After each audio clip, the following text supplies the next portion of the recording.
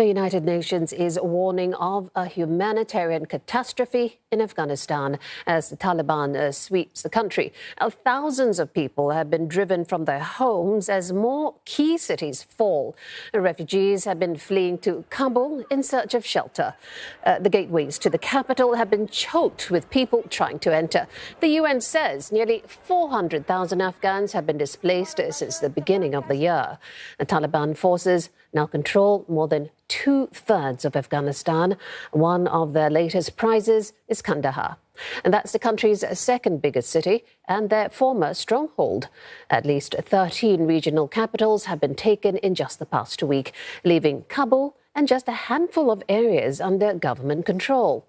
Britain, the US and Canada are pulling embassy staff and other civilians out of the capital as the situation deteriorates. The Pentagon is sending in 3,000 troops, while the UK is deploying 600 to help with evacuations.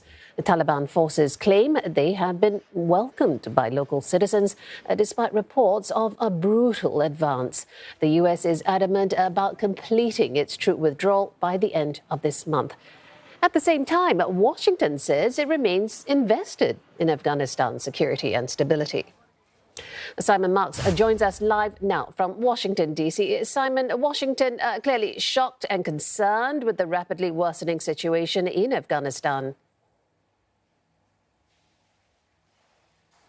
Yeah, I think there's a real sense of whiplash here at the end of this week, Jill, that has seen the Taliban just seize swaths of territory inside Afghanistan at a pace that has confounded the White House and its ability even to keep up with developments in Afghanistan. It was only on Tuesday that President Biden said there was nothing preordained about the outcome, that Afghan armed forces had the training, they had the equipment, they had the money. It was still a possibility that they were going to be able to push back and beat the Taliban. And yet day after day, city after city have fallen like dominoes inside Afghanistan. And so yesterday, with an absolute screech of brakes, a U-turn by the United States, not only stopping the withdrawal of American forces, but sending troops back in, 3,000 of them, to guard the airport in Kabul, to assist in the evacuation of some, we don't know how many,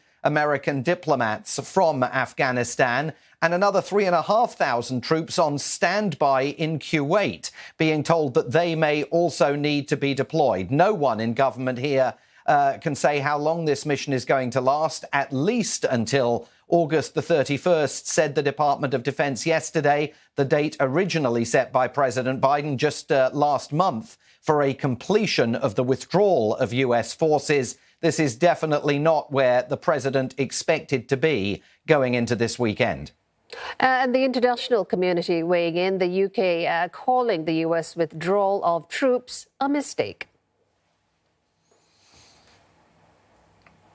Yeah, the UK, which now is sending 600 of its own troops in to assist in this mission and bring British nationals home from Afghanistan, was never a fan of President Biden's decision to withdraw forces from Afghanistan. And President Biden's going to be haunted by some of the predictions that he made when he made the announcement that August the 31st was the new target date for withdrawal just last month. He dismissed out of hand any suggestion that the country was about to witness a repeat of the evacuation of the US embassy in Saigon in April 1975. There was zero comparison, he insisted, between the Taliban and North Vietnamese forces.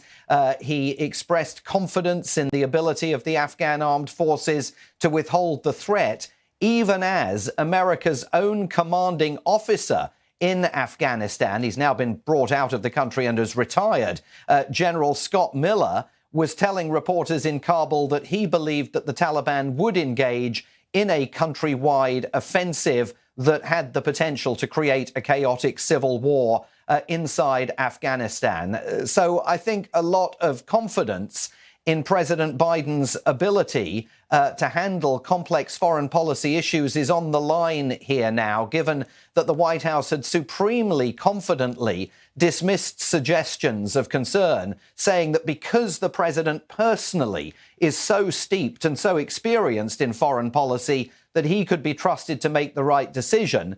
And now we see this extraordinary U-turn. Thank you, Simon. Simon Marks is in Washington, D.C.